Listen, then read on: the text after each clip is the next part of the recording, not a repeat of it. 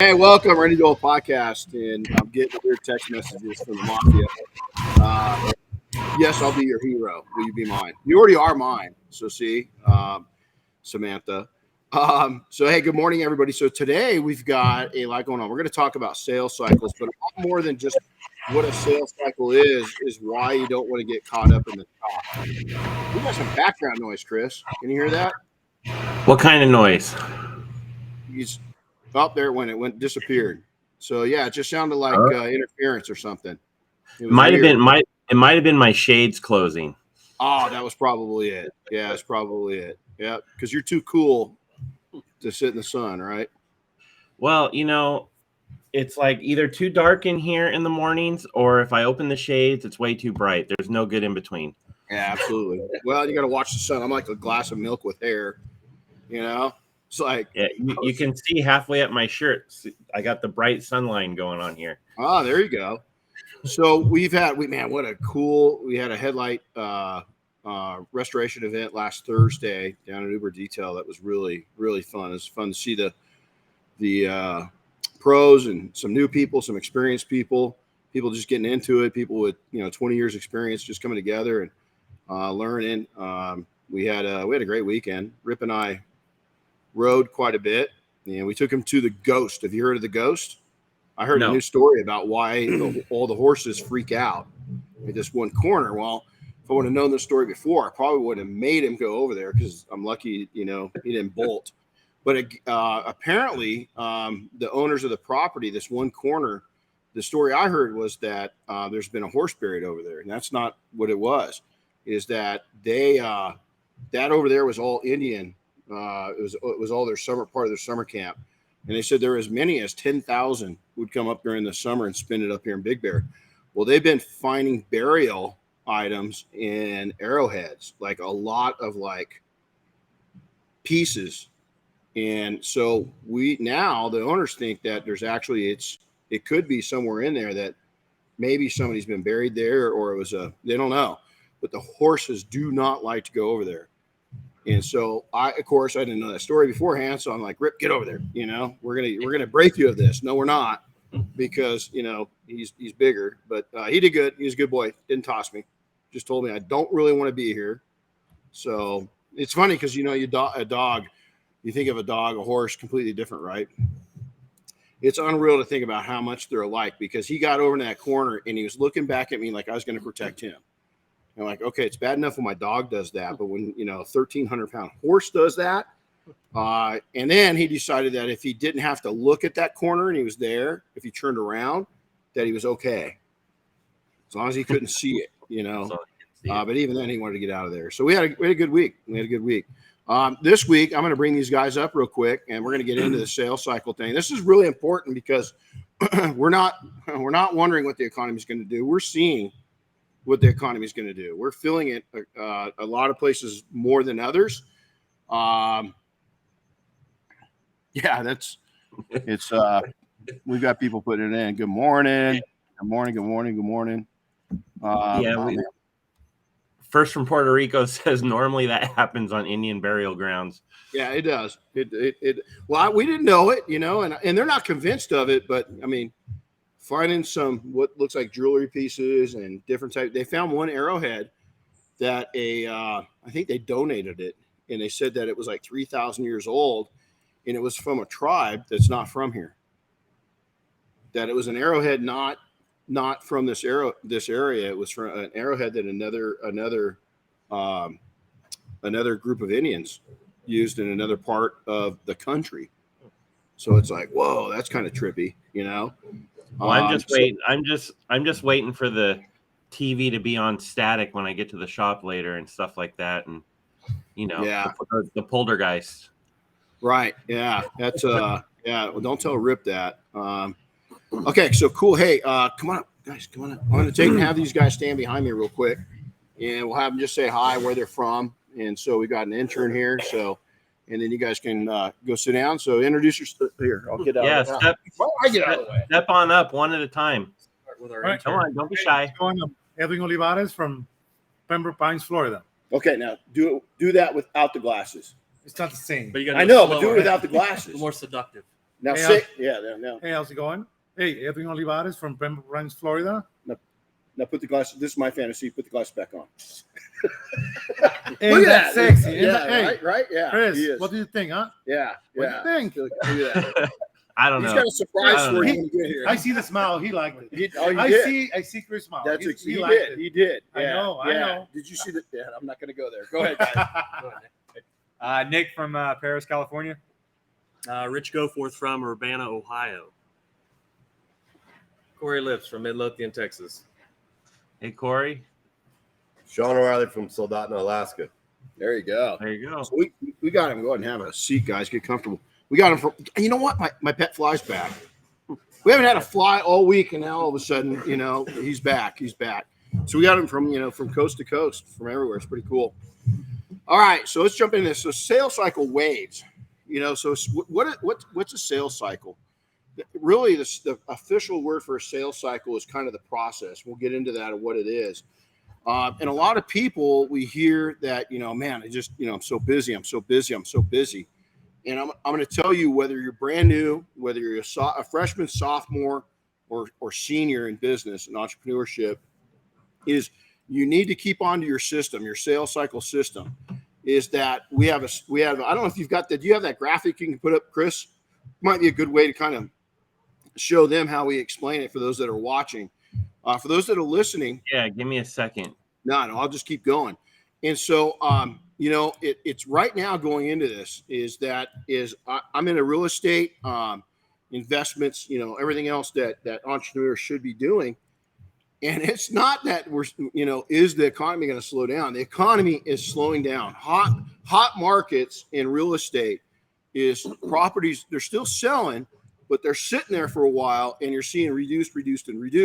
And now the hot ticket thing that's happening is, hey, the seller is willing to give you credit towards interest.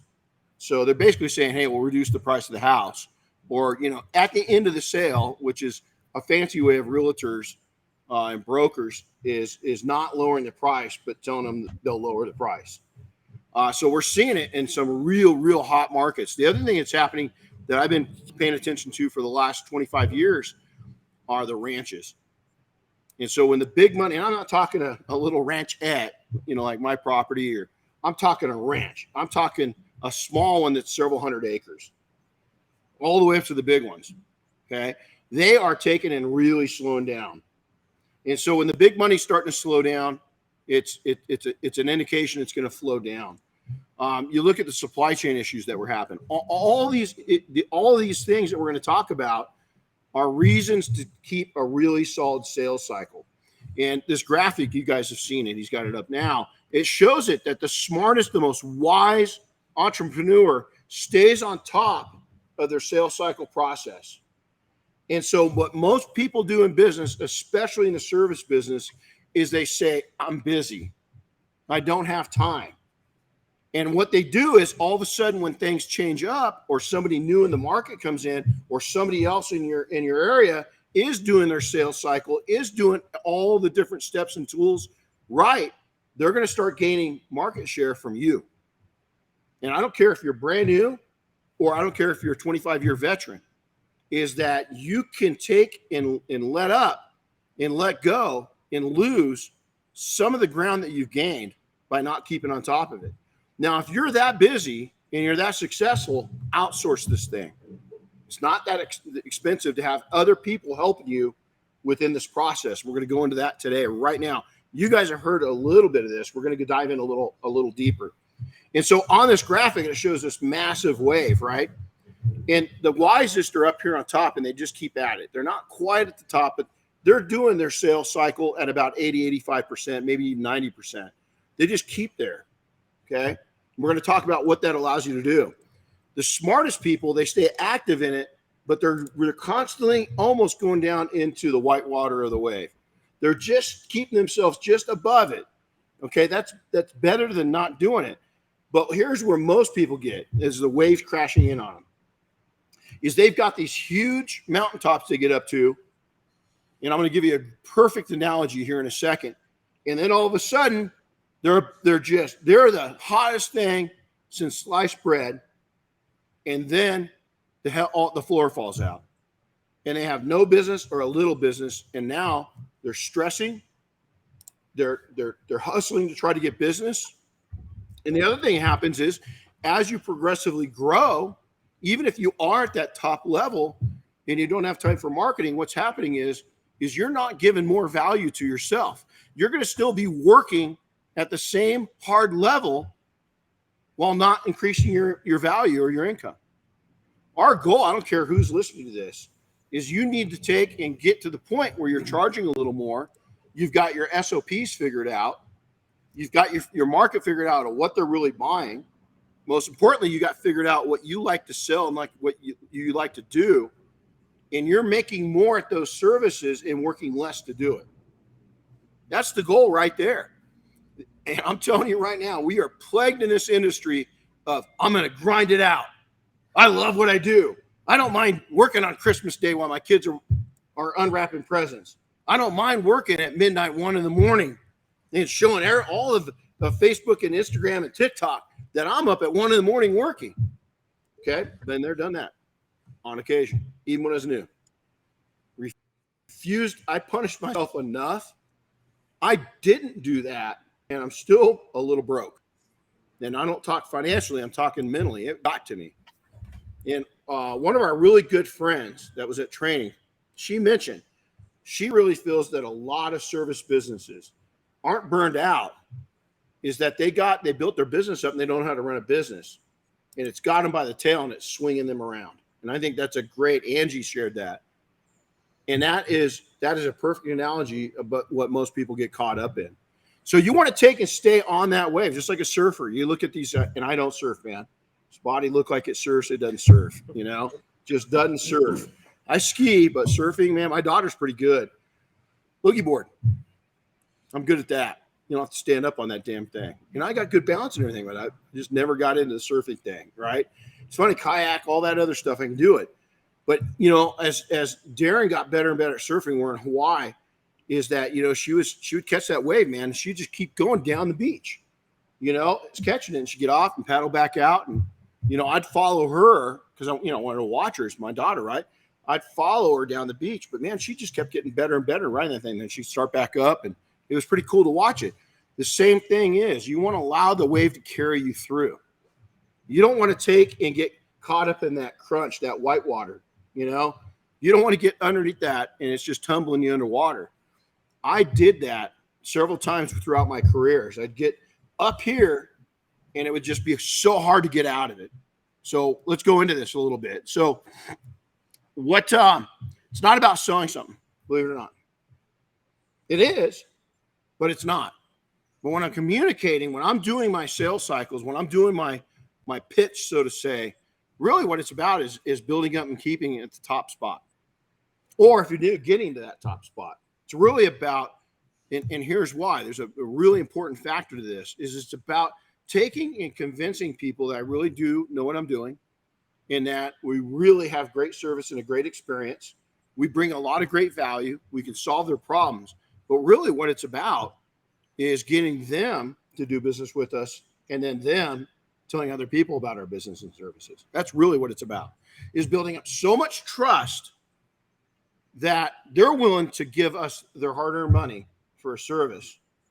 And then they're so excited about giving us their hard-earned money in what they received that they tell somebody else about us. We want to convert their friends into customers too. That's really what it's about. Every single time somebody walked in my door, my idea is to give them a great experience. Is greet them, be nice, be friendly. Even if they weren't so friendly, is kill them with kindness. Bob Phillips, CEO of PNS, kill them with kindness. He says that to me all the time. Kill them with kindness. Kill them with kindness. And I love hearing that. And it's true. Kill them with kindness.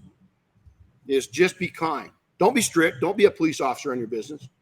Now, times that you're not going to do things, right? But you can smile and say no thanks. Okay? And there's times I say no. We mentioned it the other day. As I said, what's the most important? Customer's always right. No. Mm-mm. Now, if one of my staff members blew it, I'd correct them. But if somebody went out and started going after my staff, I protected my staff, my reputation.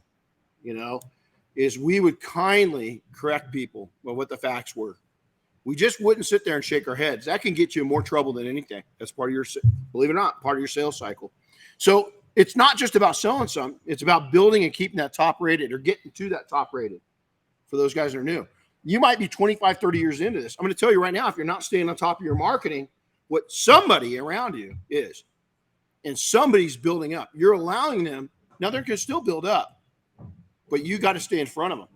And by not staying on all the activities, email marketing, staying in contact with them, using your software for appreciation marketing, sending them out thank you cards, connecting with them, random acts of kindness, doing cool things in your community, doing cool things in your industry, showing that you got a heart. All those things, believe it or not, come back to building up your reputation locally. And when they see you doing cool things in the industry, what's that do? You're supporting the industry, but really what you're telling your crowd back home is, man, this guy's connected. This gal's connected. They're doing good things. That's what it's telling them. Now, the best marketing stabilization is to get on top, and they never. Those who are the best. They're going to work their way to get to the top. Now, do I want to? That doesn't mean the biggest. For a short period in my career, I wanted to be the biggest. It took me the same time it took me to build to the biggest. It took me to unbuild to smaller. Because what happens with a train? You get a train moving, can't stop it. You just can't slow it down instantly. It's like a big rig truck, anything with volume. And so why? Well, I realized real quickly that bigger wasn't better. I had a football coach who used to tell me that all the time. Hey, man, don't worry how small you are. You're big this way. You're not very big this way. Just go out and level people. You're not as tall, but you're bigger. Just go out and just knock them in the teeth and make them. I didn't know what snot bubbles were. Just go make them blow snot bubbles. And you did the job when you made them blow snot bubbles with a little blood in it. Unfortunately, I don't know if they allow that anymore. I don't know if they coach that. But all these different things as a leader in the market, whether you're brand new, a couple of you guys are just really starting out, right? Don't be intimidated by the competition. Appreciate what they've done and just go out and show you can convert people. I mean, maybe 1 or 2% of the driving population is looking at detail. Take those people. I had a great conversation with Paul, the founder of Chemical Guys. Great guy, man. And that's what he told me. He goes, all these different chemical companies got it wrong. We're not. You guys are all competing for the same detailing clients. I'm developing them. I'm looking at the first car owner. First time the kid gets on YouTube, starts looking around, gets on social media, starts looking around, and we attract them. And I thought that's brilliant. He's not even competing with most of the chemical companies. He's going out and creating people that have never detailed before in their lives, and then trying to get them to do the same thing. Spread the gospel. Spread the gospel. If you go back in biblical times, and I don't really care what faith you're in, but let's talk about the Bible right now. Jesus operate by himself? Nope. He had one guy above him. What did he have? He had an army around him. Okay? This isn't new. This is thousands of years old. It's always been there. You go back to the ancient warriors, the ancient armies. We're still using tactics of those ancient armies. And sometimes what are special forces? They're smaller teams. They get shit done. So you got a big army, maybe not as well trained, maybe not as well dedicated, maybe not in it with their heart. What's a special forces team going to do to those guys? You're going to decimate them. That's what you are. You don't have to be big. Bigger's not better. Better's better. Always remember that. And so while amateur entrepreneurs live in that chop, they're constantly, they get up, they take a breath, and they get rolled. Okay. And so get out of that chop. How? Constant marketing. You got to develop a system, a sales cycle to where you're bringing in new people as you're building. And as you build, you're bringing in the people that already trust you. At some point in your business, you can never stop developing new customers because you're always going to lose customers. But it's instantly in our business, once you became a customer, the most important thing for us to do was not to bring in a different customer. It was to keep you coming back. because you've already chosen us. You already trust us if we've done our job. The shame thing is that most entrepreneurs don't go back and support their existing customer base. They're constantly hunting for new ones. You've got a whole pool of people that trust you. Why aren't you staying in contact with them? What are you doing? Why aren't you trying to convert them into an army? Okay? Why aren't you Pied Piper in your local market? Stop putting shit out there to detailing forums, about how great you are, and start putting it out to the community you live in and showing them and educating them. Don't talk detail talk. Talk plain language and tell people the story on the car you're working on. How many times, even as a new person, how many opportunities do you have to tell a story? Every time you work on something, there's a story on the inside, there's a story on the outside, there's a story on the engine, there's a story on the wheels, there's a story on the tires, there's a story on the glass. All those stories. These vehicles have a lot of things in common. 4 wheels and tires. Got a windshield, most of them. Got a back window, most of them. Got side windows, most of them. Got paint, most of them. Got an engine, most of them. You got stories galore. Tell the story. Especially if it's a passion brand. Especially if it's something, Mini Coopers, Camaros, Teslas, just there's so many stories to tell on that unique car. Here's the other thing. If you get somebody that's talkative, you got an outgoing customer, have them tell the story about their car and what you just did to it. Let them sell you. A lot of people don't utilize that. Too nervous. I don't get in and push you. I say, man, I'd love for you. Any chance I can get you to do a testimonial video? Love to get you in your car and just tell us about your car, especially if that's a classic car, or if it's their dream Porsche they bought, or their we said this earlier, they got their new members only jacket on in front of their Corvette. We're going to go there, right? The new generation of Corvette owners are not that, but even if they are, Corvette people, I'm telling you, they're passionate about their cars. Share that passion, get in there, learn about them, right? Do all that. So here's the cycles and what they are, okay, is the climb up. I'm going to relate this back to a roller coaster. Is you get on the roller coaster, you set in, you put your seatbelt on. That's what business is. I told my wife within 2 months of meeting her, is that, listen, man, I'm head over heels about you, but you need to know something. I'm a habitual entrepreneur. I'm climbing right now. I'm young, I'm climbing. There's going to be a couple falls. Just prepare yourself, because I'm a smart entrepreneur, but I'm not wise yet. And so it's going to take me, a decade to get wise. And I'm hanging out with all the right people. I'm getting the right input, but I'm still young, But I promise you this, we'll build a future. We'll build a life. We'll do all these things because I knew it was going to be a roller coaster. So as you're going up that roller coaster, what is it? It's that chain pulling you up, right? You can hear it. And it's rough. That's what your climb up is. It's rough. It's fun. You're excited. You're thinking, wow, when are we going to reach the top? Isn't that what entrepreneurship is? Isn't that what life is? Then you get up there, and all of a sudden it's your front car. You see a little air for a second. You're like, woo, I got up here. Then all of a sudden you crest, and you start building momentum. The reason why you crest is you hit that top, because most of us make the mistake is we climb, we get all that clutter and all that noise, all that excitement, the anticipation, and then we start a free fall because we didn't market on our way up. We're just taking business as we got it.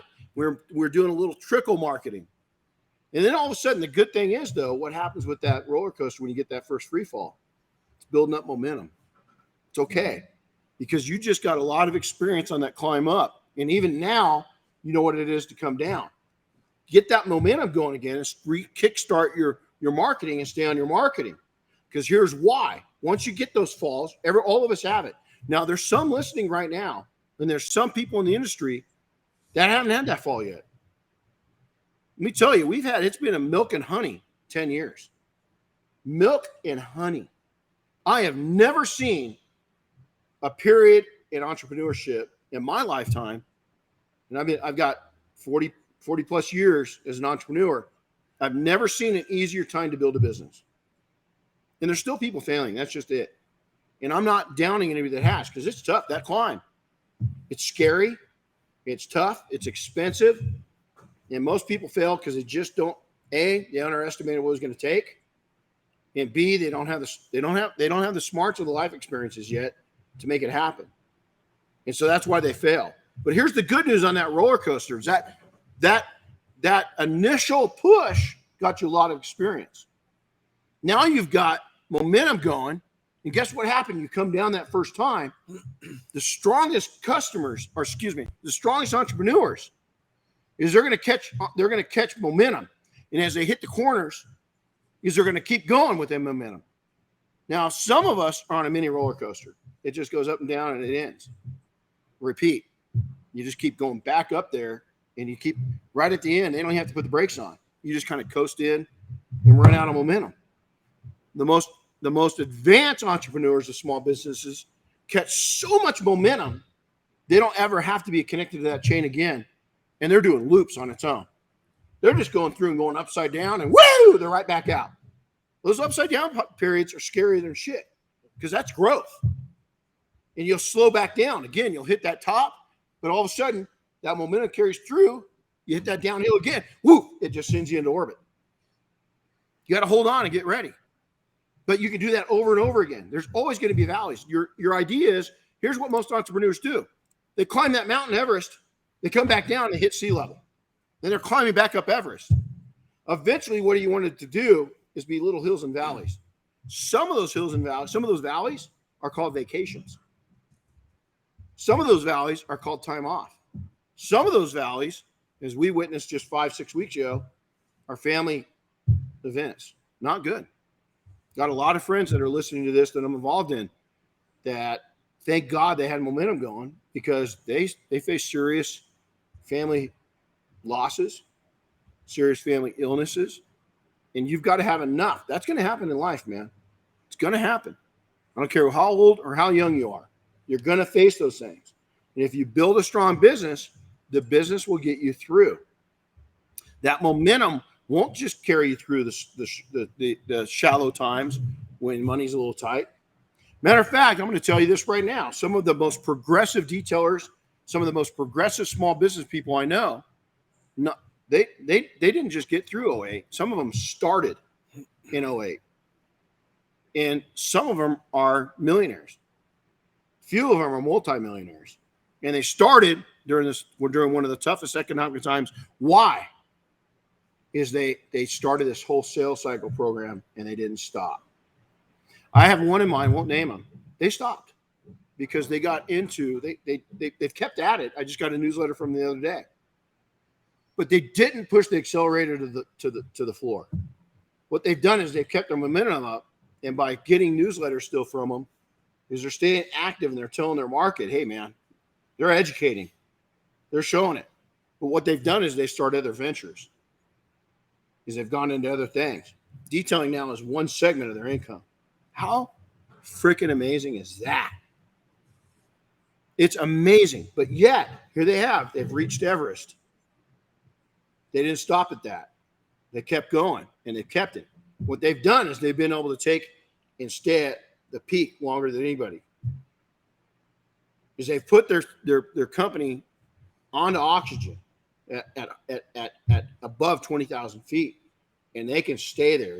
The people that aren't climatized yet, Alaska. I've been up on the base camp. You're telling me that your wife been to base camp of Everest. I've been to the base camp of McKinley. That was tough enough. That was a tough go. Just getting to that base camp, people die. Matter of fact, on our way back down from base camp, 2 people died crossing the river. There was a 3-person party. We saw them. They said, hey, we're heading down. We got to get out of here. We said, man, the weather's not good.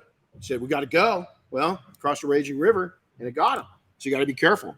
So here's the thing, is you want to keep that momentum going. My number one goal is going back is, again, through outstanding customer service, through delivery of what we offer, not below, at and above, always a little extra, is through education of educating our population base, not just our customers, because again, my idea is going back to Paul, the chemical guys, is I want to convert people into new detailing clients. People that never had a detail, that's really who we were after.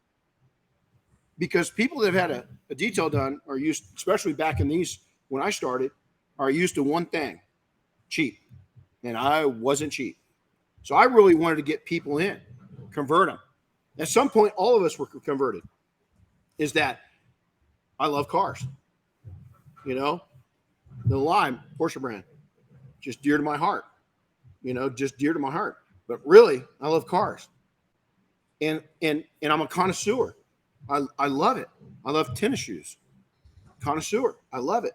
When I was young, a kid, I remember getting a pair of Nikes.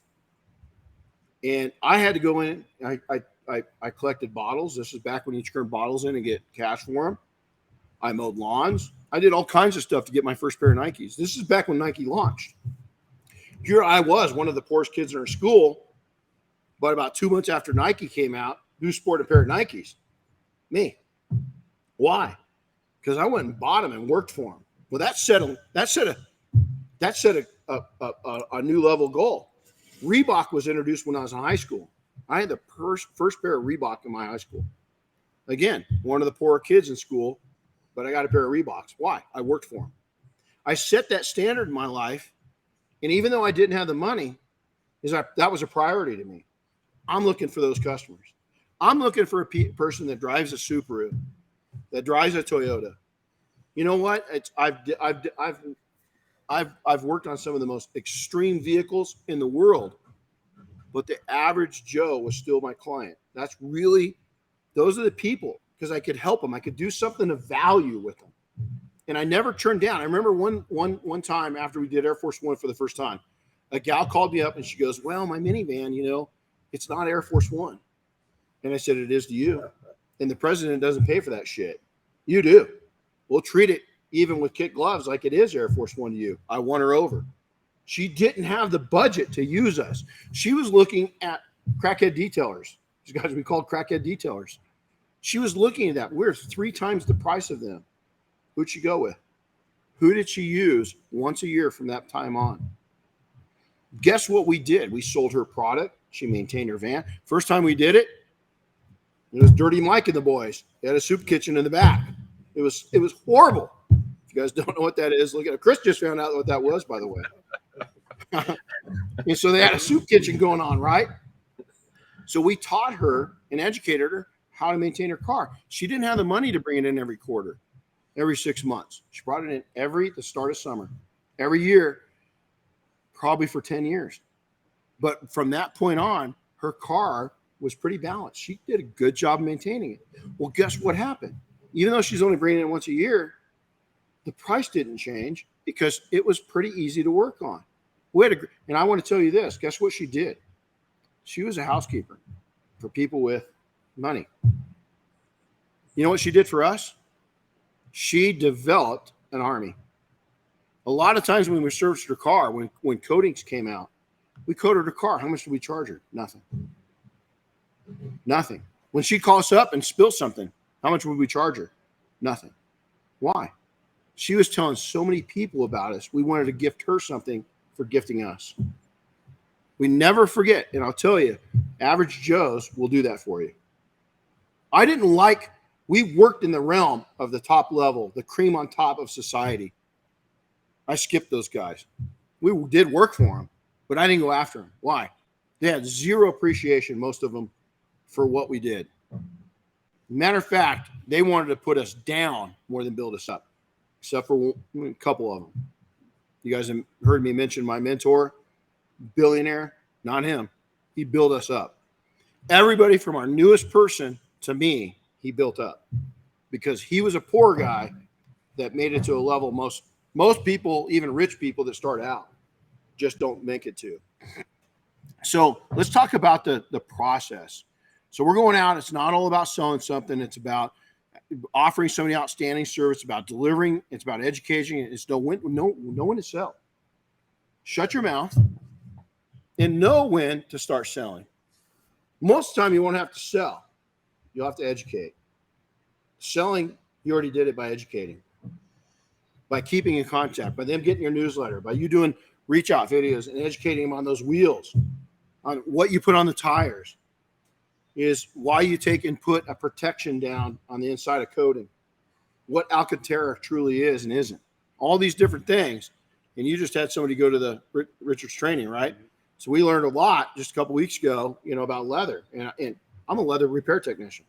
I learned 3 new things that I never knew about leather. And I learned from the best until I met Richard. And I think it's probably one step above that, right? Pretty badass. Very meek guy, very humble, but says it like it is. Is our process to let them see you, let them sell themselves. Let them hear you, let them sell themselves. Let them listen to you, let them sell themselves. Connect with them. Now, from there, the process is dream it, vision, plan it, execute. That's been my saying since I was maybe 20 or 21. I've used that dream, vision, plan, execute. It's my entire life, everything I've done in my life, everything. The minimalist thing I do in my life is dream it, vision, plan it, execute. Now, it drives a lot of people crazy. And here's why. Because most people don't do that. That's why most people don't succeed at what they're doing. Or they get trapped into a job. Or they keep their small business barely making it because they can't dream it and they can't vision it. I've told this a million times. I'm criticized for having a trillion dreams. And so many ideas I don't act on. Stand by. 2023, I'm going to have double what I did in 2022. My mind gets more creative and more thirsty for stuff every freaking month. Last night, I'm working on this. I'm doing the notes. And all of a sudden doing that, I came up with 3 or 4 things, ideas to help you guys that are here training, the mafia, the group, the industry. And I made a whole nother note page from this of how he can do that. It never stops. It never ends. I can't get enough. And so engage. So once you do that dream, vision, plan, execute, you got to engage. You got to engage your public. You got to engage your market. You got to engage yourself. You got to engage your spouse. You got to engage your family. Even your kids need to know that dream, vision, plan, execute. Everybody needs to. Are they going to understand it? Probably not. Are they going to think you're crazy? Probably. But they got to buy into it if you're going to be successful. Now, Diane doesn't buy into all my ideas. Chris doesn't either. Okay? Sometimes the ones I got to let them go.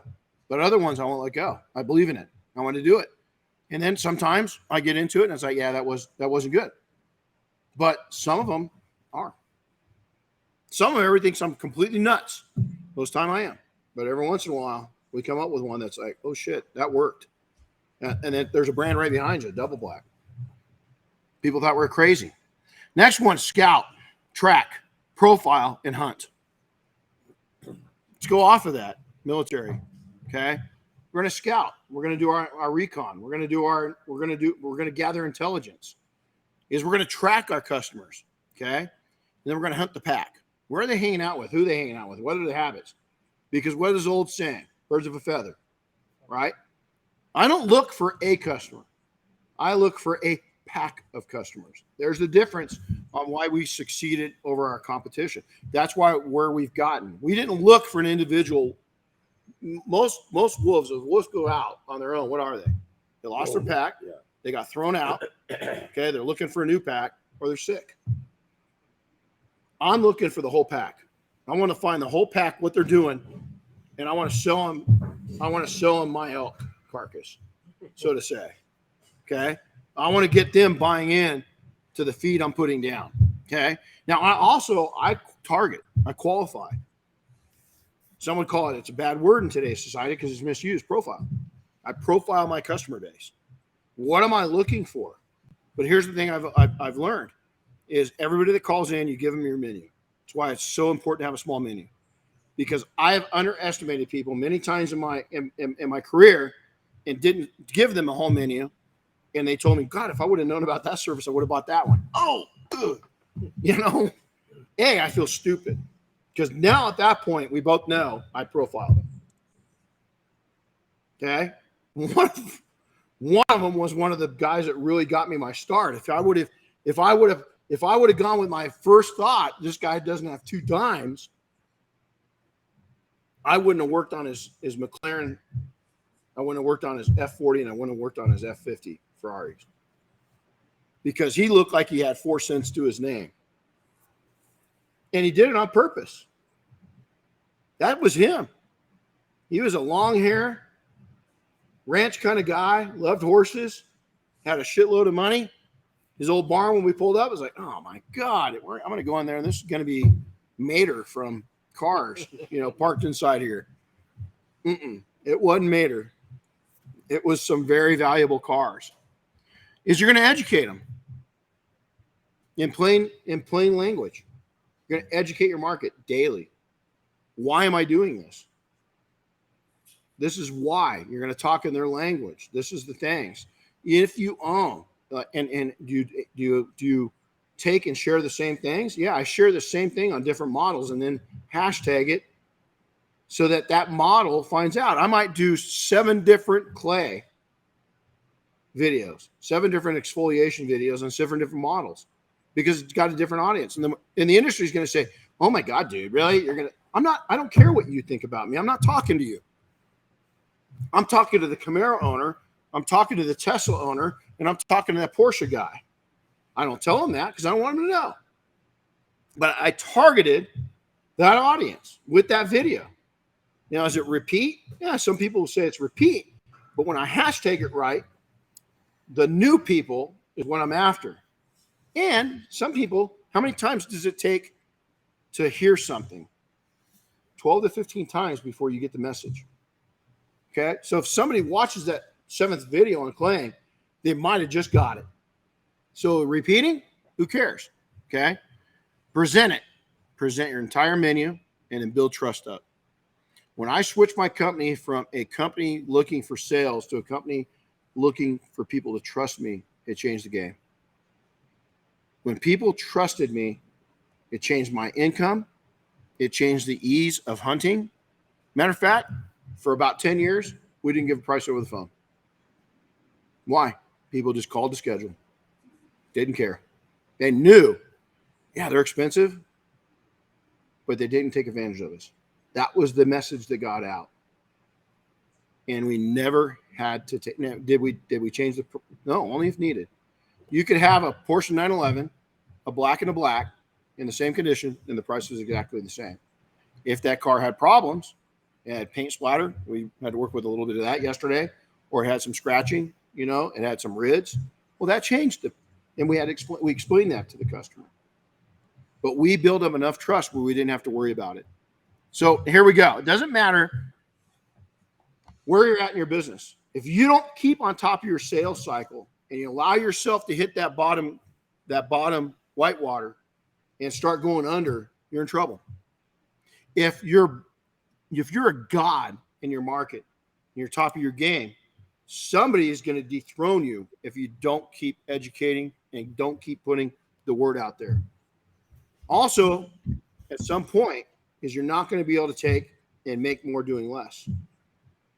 Is that you're going to take, and what happens if you go from a service from $600 and you increase it to $700? Then you're not increasing the volume work. You're increasing the amount you make. And by educating people, it allows you to do that over time. And it allows you to do it very well. And so freshmen, if you're brand new to the group, and I hate to say this, if you're brand new to the industry, is that you're 5 years or newer, really, 4 years. Because you're still a freshman. Okay, it takes you a bit. For you sophomores, 5 to 10 years in, this is going to really stabilize you. Taking and having your process and your sales cycle constantly repeating itself and going out and marketing, sending messages out. It's not necessarily a sales pitch. Again, base it off of education. Base it off of one-on-one honesty. Base it off of just you love what you do.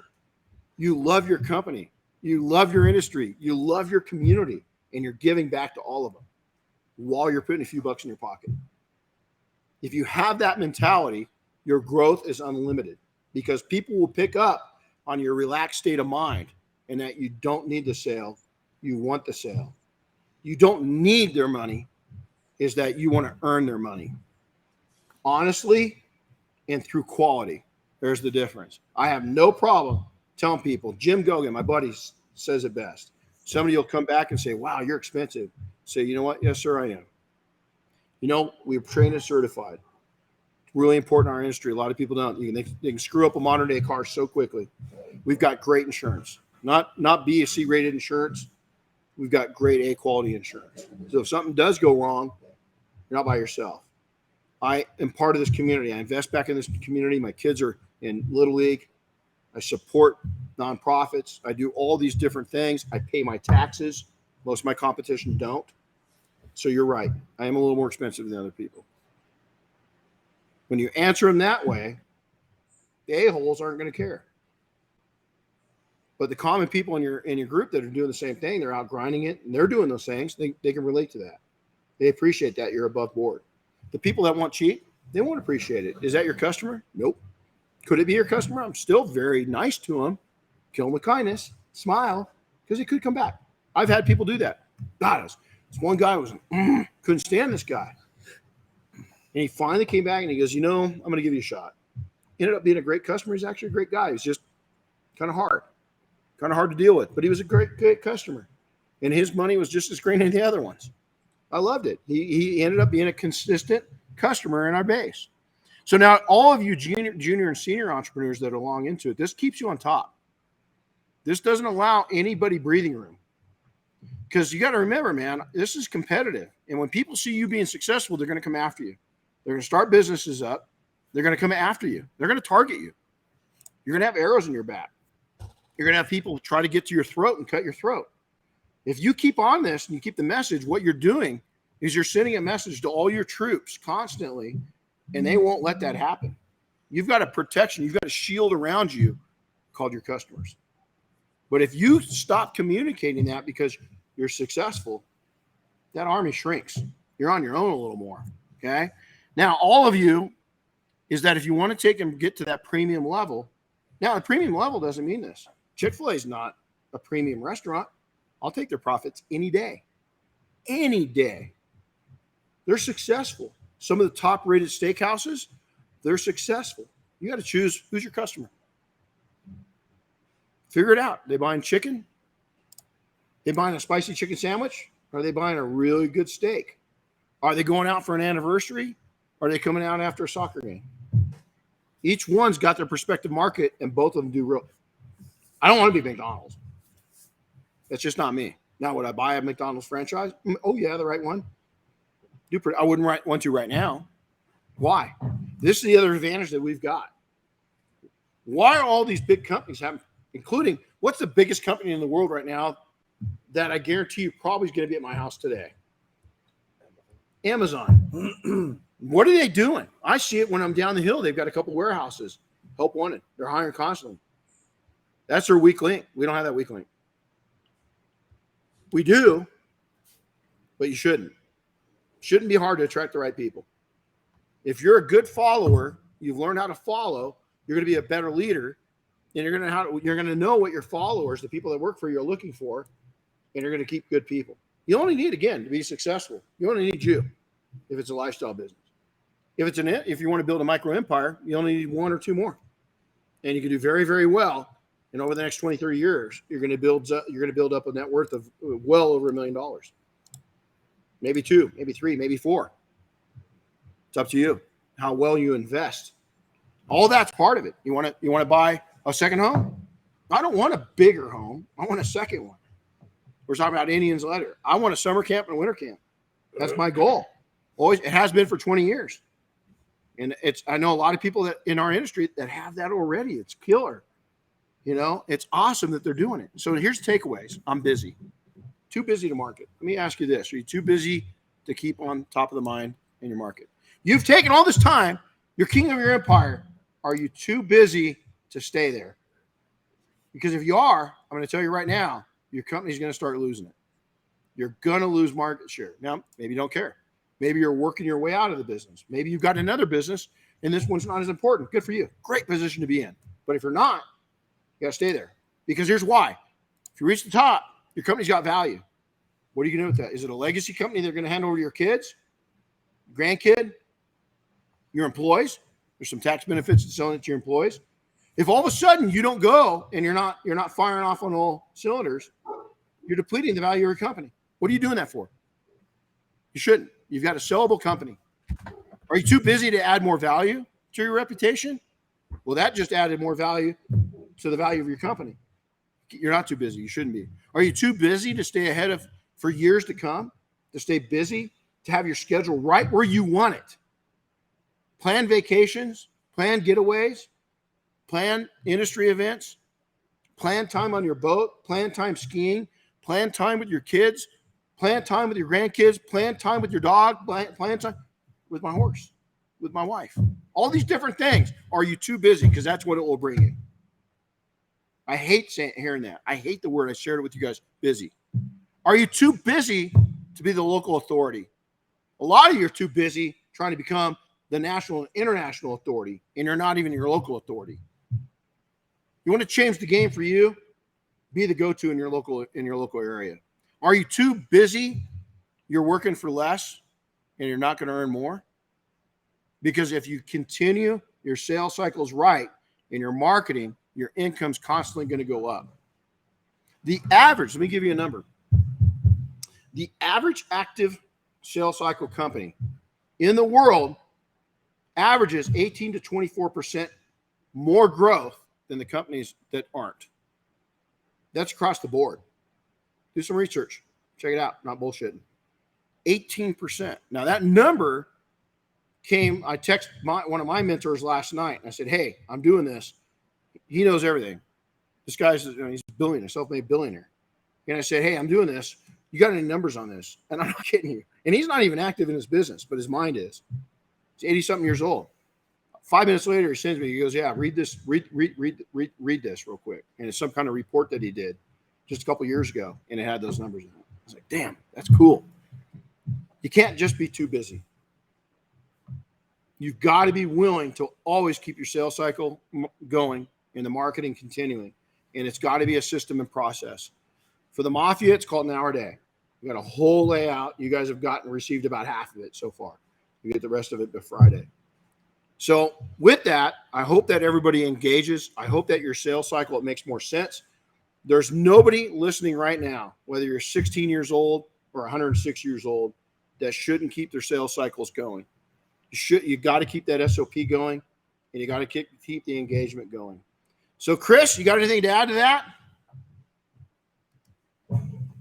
Oh, he's muted. Can't hear him. There he goes. Oop. There, better? Yeah, that's better. My dogs were barking. Sorry.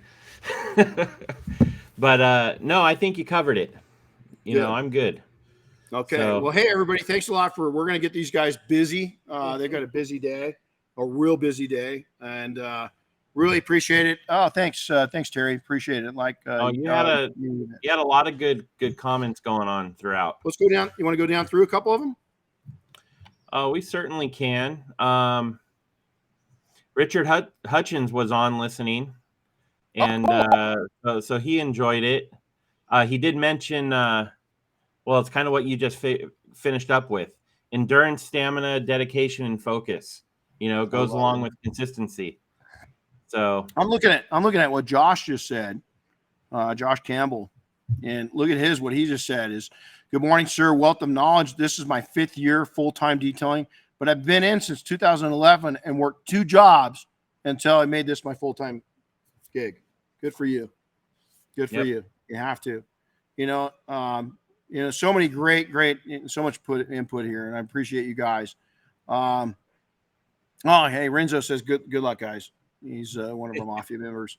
So, all right, guys. Well, hey, we're going to get busy with these guys and have a wonderful day. We'll be on next week again. And tonight, Mafia, we've got a really special treat for you guys. Some private time with one of the industry giants from not just a product perspective, but from a scientific perspective. So this is going to be a good night for you guys. Good day for you guys and me. All right, Chris. Hey, we'll see you this afternoon, by the way. Yeah, I'll be there at some point. And just for everybody that's still on, next week we are supposed to have Joel LaPalme from IGL on the podcast with us next Wednesday. That's always fun. Joel and I have fun, and we got a lot of the same philosophies because we both came up as entrepreneurs through industry, not just small businesses. And Joe, I'm going to tell you guys, if you're a little sensitive to direct talk, Joe, that's probably not going to be a podcast for you because we're going to go direct pretty hard. If you like it like it is and you want to hear it and you want to grow and you want to make a difference and you want to make money, that's going to be an amazing podcast. I can't wait to get Joel. Joel and I always have a good time, and we say it like it is. And he's just a great entrepreneur and great asset to our industry. So, all right, guys. Hey, Chris, we'll see you later this afternoon. Everybody, thanks so much for tuning in. Make sure to stomp on that like button. Make sure to subscribe. As always, anything that you want to hear, you can send it directly to me, Renny@detailingsuccess.com.